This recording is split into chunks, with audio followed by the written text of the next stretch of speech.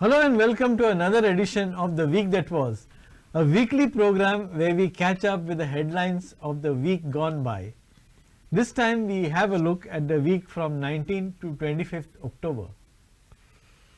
On our radar today we have the taxi app imbroglio, the land grab saga which is going on and many cases are still coming to light, the IIT tangle and many other headlines. To discuss these and other headlines, I have with me the editor of Dainik Herald, Mr. Avit Bagle. Namaskar. Welcome to the program. Namaskar. Namaskar. So on 19th October, which was a Wednesday, we have this headline, raise illegal construction on Anjuna beach immediately, says the High Court. Now, in this, the High Court had directed the GCZMA and the Anjuna Kaiso Village Panchayat to file a compliance report by holding a joint inspection and demolishing these structures. And the court also asked the owner to deposit 5 lakh. Now, as per the complainant, there is a lot of this photographic evidence also of a lot of illegal construction going on on the beach. And what strikes me is that in this case, instead of the government implementing its own laws, the court is directing policy matters where the government has failed. So Look, I'm not only looking at Anjuna beach in alone isolation. If you take beaches from the Terekhol till Palole in the south, or Pole in the south, not Palole, Pole in the south, there are construction activities rampantly happening every day that we know. What is the problem with the government machinery is, government machinery is relying on the books. If suppose any activity is taking on the beach, who can stop it? I think it is a prima facie duty of a panchayat. Panchayat has to take a call because although the beaches belong to government, it comes under the jurisdiction of the panchayat. Because any construction license or anything, they have to apply to panchayat. Panchayat only gives the licenses. If any illegal activity, the panchayat members, sarpanchas or the secretary should be held responsible, not the CRZ authorities, means GCZMA, Coastal Zone Management Authority. Coastal Zone Management Authority is for the planning and the execution, where the fisheries village will be there, where they can dry up their fishes, where the jetty can come up, where the traditional fishermen can do the fishing. This planning can be done by the government authorities. But as far as the illegal activities are concerned, especially the construction activities are concerned, it is a bounden duty of the panchayat to stop it. Secondly, why people are going for illegal things? I'll tell you, you can build a resort or a hotel on a coast by applying a CRZ clearance, everything. But there are traditional houses still in existence on the coastal belt. What the law says, those houses prior to 1991 can be repaired, can be demolished, rebuilt, but the size of the house you cannot increase, height of the house you cannot increase. That is what law says. Suppose in particular a house, 4 sons are there to one couple. What they will do after that? There is no land with them elsewhere. Their forefathers are there on the shore. Their father's mother, they are on the shore. What this 4 sons will do? The house is insufficient for them. Whether they have a right to expand it or not is a big question. Law says no. Law says you have to remain as it is. Secondly, the traditional houses cannot do a business in a house. Suppose they want to rent up the one room from their house. They want to run one restaurant in a house. It is not permitted activity. So government must clearly amend those acts. Although it is a central act, government must pursue at a central level and get it amended so that this illegal activity will be come down. Not only you cannot stop it unless and until there is a willpower with the panchayat. Nobody can stop the illegal construction activities. But you can curb it. You can curb it by channelizing. Allow these people to run a restaurant. Allow these people to rent a room. Yeah. Like this, the commercial activities, or allow them to expand in their own property. If they have a land owned by them, you can allow them to expand. This is already suggested. Yeah, but it is not implemented. That's why the illegal activities are coming in place, and they are rampant in our state. Yeah. Okay. Then on the same day, that is October 19th, we have another story in the Herald, where there is a headline called "Goa to have its own app-based taxi service soon." Yeah. And the idea which the Transport Minister Movin Gudino has said is to provide a platform for all taxi operators in the state. He also says that this app is likely to be launched by January next year. It is the need of the hour to ease the transportation system. Now I will just add another news item which appeared on 21st October, that is Friday, wherein to this proposal of the Transport Minister, the taxi operators have come out in some numbers at Azad Maidan, and they have said that they will indulge in a statewide agitation against these app services. Now, they have not given any reason why they are opposing app. They have brought out old issues, saying that no subsidy has been received because of the taximeters that were digital taximeters that were 11,000 per meter. And they have also said that this taxi counter of Goa Miles at Daboli was removed before the election. And now it is put. Now it is again reinstalled. So how do you look at this? Are we bracing for a long agitation, or how do you look at this? See, currently there is a BJP government in place. The tall leader of BJP, Pramod Mahajan, once said, "Good governance is such a governance which least governs." So government should restrict their role. I think it is not the duty of government to run a taxi. You cannot run a taxi because you miserably fail in improving public transport. In 1982, government came out with novel idea of strengthening public transport by introducing Kadamba Transport Corporation. If you look at the Kadamba today, if you are traveling from Perne to Kankonai, at least one bus is breakdown on the road. You see one bus breakdown on the... Nowadays, they are concentrating only on e-buses. As you rightly said earlier, before we start this debate, the Kadamba Corporation is sinking. So government has failed in transport sector. Now they are entering into taxi. So they want to finish that sector also. That is a big question. I'm not supporting or not objecting the taxi wallahs. The big issue before the taxi wallahs is, before only taxis were running, yellow and black taxis were there. Then after you introduce tourist taxis, then you introduce all India tourist taxi permits. Everything you introduce. Then what has happened? I'll tell you. The business remains same. Business remains same. Hoteliers, they bought the taxis. Now each hotel has a taxi. They run a taxi. Then there are the tour operators. They have a taxi. They run the taxi. Okay. Then rent a cab is also there.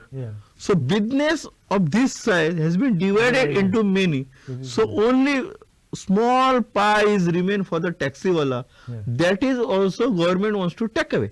So they are agitating. So they are agitating. It is not a business of a government to run any app, because if they say, if there is an app and everything will be controlled, once that minister, then tourism minister Babu Asgaonkar clearly stated that the Goa mines belong to government. And this government, same government, BJP government is saying, we are coming out with different app. Means you are disowning that app. Why? You must claim clear whether that app was not belonging to you. Earlier you said that it is belong to government and we will go ahead with it. Now you are saying that you are coming out with a different app. They also say that there is a 25-year agreement with Goa Mines. Goa Mines, It is a third party. Third party, then why if the app solves the problem, why you are not promoting the same app instead of doing some another exercise, bringing some another operators in? If you look at the Kerala has stopped the another aggregators, outside aggregators. They form their own app. Even Bangalore, they form their own app. Forming an app is not a bad idea. I'm not opposing it. But take into confidence each and everybody, taxi wala, what they want, how their business is running. You explain them how they can make a money. What is the growth in business if they shift to app. You explain them, you convince them, then you don't impose them. And why the new app when their app is there in place, in existence? You explain them. And if you are making an app, why not the whole public transport system under one app? If somebody wants to go by bus, he can click on bus. Somebody wants the rickshaw service, somebody wants the pilot service, somebody wants the taxi service. Each and every service in a public transport is most available in one app. Correct. Don't you feel so? Yeah, definitely, for the betterment of tourism and also for locals. Okay. Then moving on to Thursday, October the 20th, we have a story in the Herald. It says Oman Air to fly by Daboli. Oman Airways officially announces plan to shift the flights to the new Greenfield International Airport at Mopa. Now, government says it will ensure that, because there is a big question mark on Daboli, government says it will ensure that both airports are used to the optimum capacity. Because all this time there was government saying that Daboli will not close. But after suddenly the private operators have, like Oman Airways has started saying that they will shift operation. There is a big question mark over Daboli. If you look at this issue, who owns Daboli is a big question. That case is pending in a court. As per documents, it is belong to some Goans. That land belongs to Goans. It was taken over by then Portuguese government, and the airport was being built. Now, since in 1961, Indian Army came in, they liberated us from the Portuguese regime. So they hold everything. Now Indian Navy is there. I'm not going into that detail, but look, I'll take you back to some 25 years back story. There was one proposal before the Union Cabinet then. The proposal was word to word. Goa needs international airport, so we decides to build up a new airport in Goa, and the existing airport of Goa will be shut for civilian traffic. That was a resolution. It was decided some 25 years back. Then there was a hue and cry in Goa, so that decision was amended, and they said that the Dabolim also will continue. But in reality, if you look at the reality, the Dabolim airstrip, it is a small airstrip. Very much short, because it is only meant for a fighter jets to go up. Whichever short. For the long range aircraft and long big aircraft, it is a long length airstrip is required, which is available at Mopa. What they can do, they can put the Mopa as an international and Dabolim as a domestic. If I suggest, you will laugh, they can also introduce services from Mopa to Dabolim, air services. If somebody comes from the US, he lands at Mopa, you take another aircraft, come to Dabolim. That service must be made available. But shutting down Dabolim is not advisable, because somebody from Kankuna, Sange, Kepe, if he wants to travel to Mopa, is a half-day affair. If you look at this traffic congestion now, they were talking about a 6-lane highways. We don't know when it will come up, because they are planning to inaugurate Mopa airport by December. Before that, the 6-lane highway will not come up. So somebody from the Netraveli village in the Sange wants to travel up to Mopa, it is a half-day affair. Means within 20 minutes, he will reach Mumbai. But he has to travel half-day to reach airport. It's irony. Yes, so Dabolim is ideal for South Goa. And government must ensure that the operation at Daboli should continue. Yeah. They should not encourage that it should diminish. Because a lot of objections have been raised, especially by tourism stakeholders, especially from South Goa. Yeah. Also, objections have been raised by people, because since many people from Salset and other talukas nearby, they are also working abroad. So they have also raised objection that precisely what you said, it will take half a day for them to travel from north to South Goa. And they will also have to pay heavily for a taxi service, given the condition. Even see, if the tourist gets down at Mopa, why he will travel to Kolua and Palole to stay? He will prefer North Goa. So it will also affect the tourism industry in South Goa. Not only the Goan commuters, but it will also affect the tourism industry. So looking at this, they must introduce a domestic flight between Mopa and Dabolim. Fantastic. That's that is the only way now they can.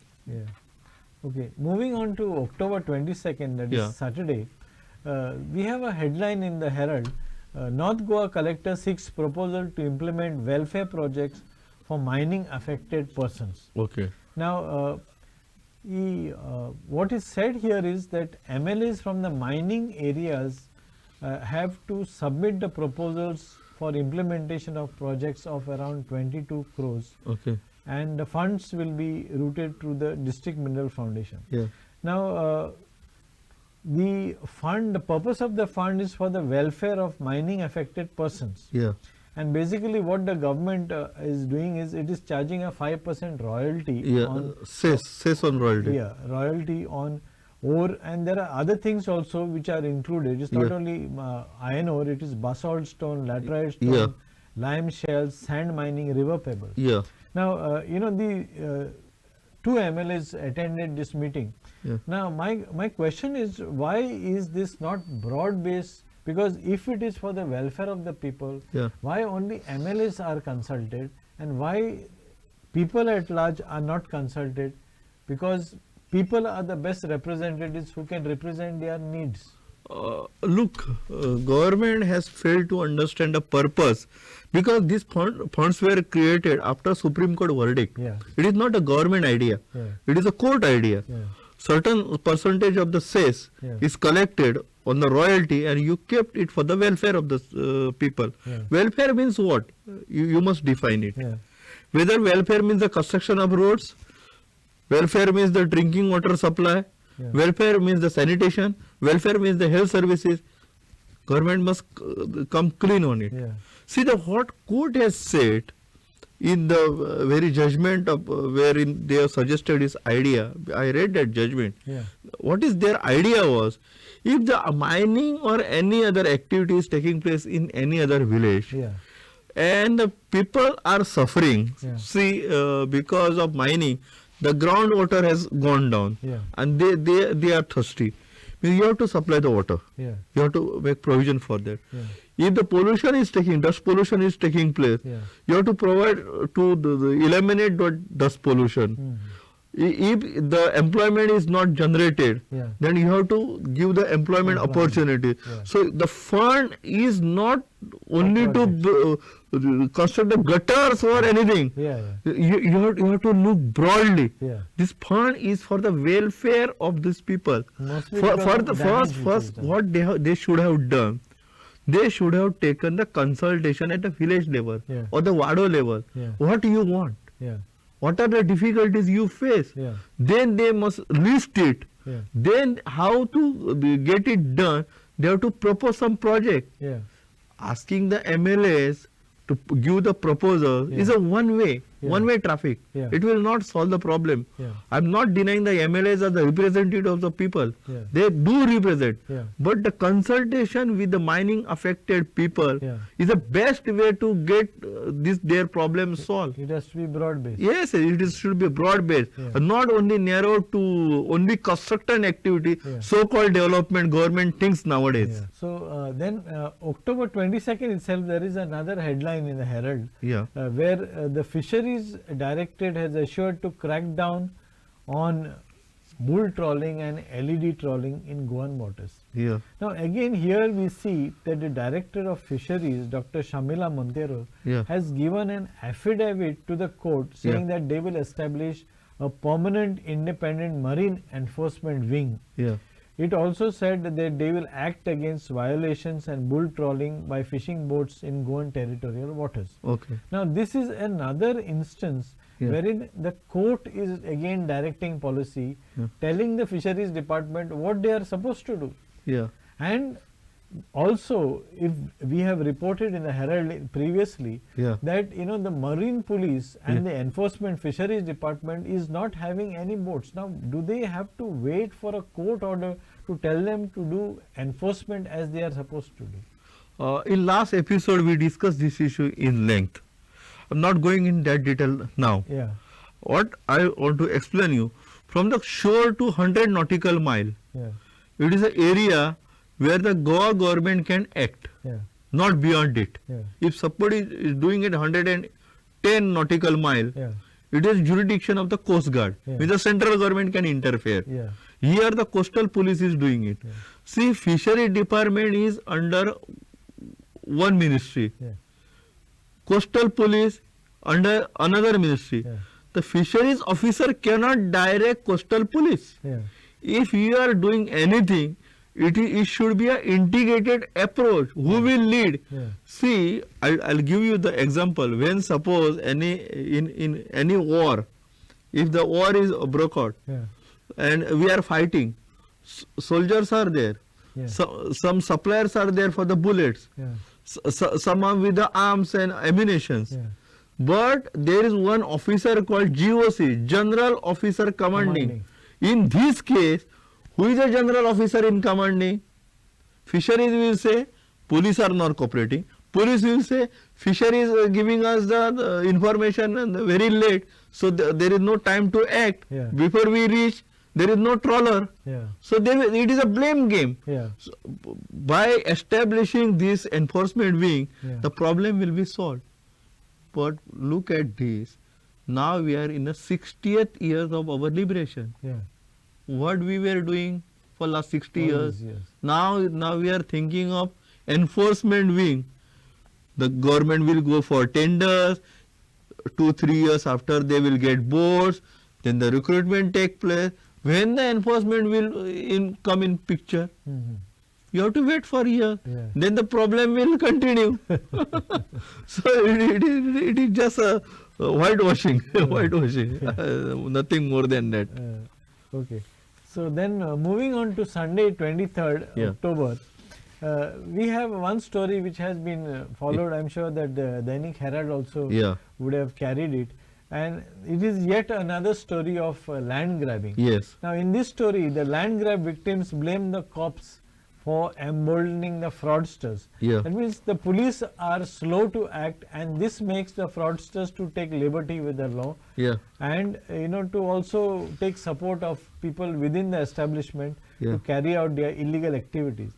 Now in this case, the landowner has lost 2 properties both in Anjuna, and this land was illegally grabbed in 2012. Now the Pradeep Harmadkar, who is holding the power of attorney, he saw somebody cleaning, and when he inquired, they found that this land has been sold to a third party. And the person who is alleged to have sold this land is called Rosa Maria D'Souza, alias Rosa Maria D'Souza. Spelling is different. Falsely claiming she is the daughter of one Joaquim Antonio D'Souza, and who sold the property through a power of attorney. And this is mostly sold to people from outside the state. The second property is also sold to one Anil Goyal from Uttarakhand and one Mohammad Suhail from Kandoli.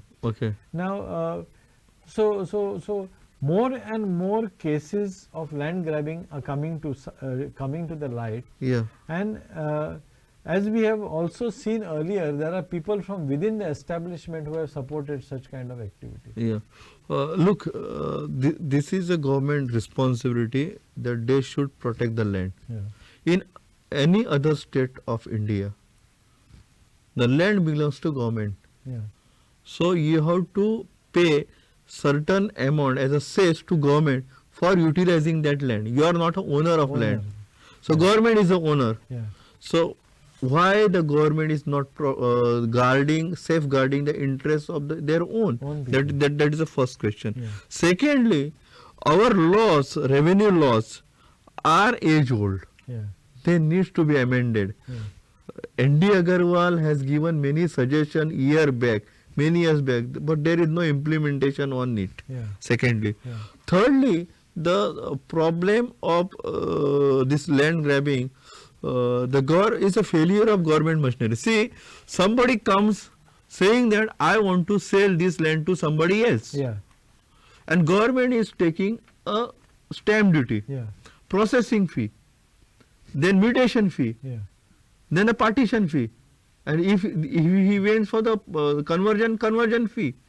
Whether the government is only limited as collecting fee, who will verify the documents? It's a duty. Government machinery is duty one to verify the authenticity of the documents. This is also the case with regard to that old Goa bungalow. Where they said government is not responsible for authentication of documents.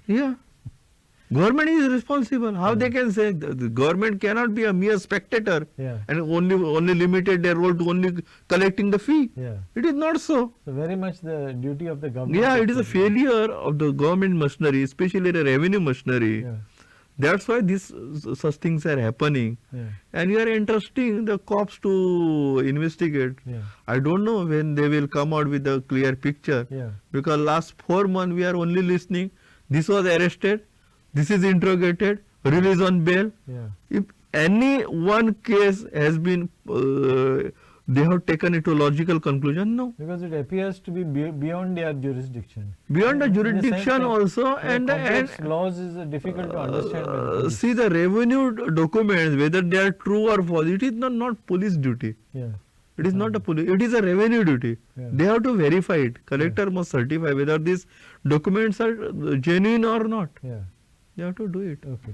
Now, on Monday, 24th October, we are not taking any headline, but we have picked up one Citizen Herald story, wherein there is a citizen called Ezekiel Da Costa from Welsau, who has highlighted the issue of the Margao wholesale fish market. Now, if you see, there is also a close comparison with the Panjim fish market, and Panjim is supposed to be the capital of Goa. Now, in both these places, the state of affairs in the fish market is described by this citizen as very pathetic state of affairs. And it is like an open sewer. And people go there to have a good deal, to get fresh fish, to get the good rates, and to do bulk purchases. But the entire area is totally unhygienic. And even in the case of Panjim, the people, first thing in the morning, they visit the fish market, and this is the most unhygienic place. The Margao fish market, if you take the road from Verna, the bypass, the western bypass, it ends at the bus stand, wherein a narrow road is going towards bus stand. On the left side, this is wholesale fish market exists. Where is the fish market? Is there any market? Tell me, is there any market? They are selling in open space.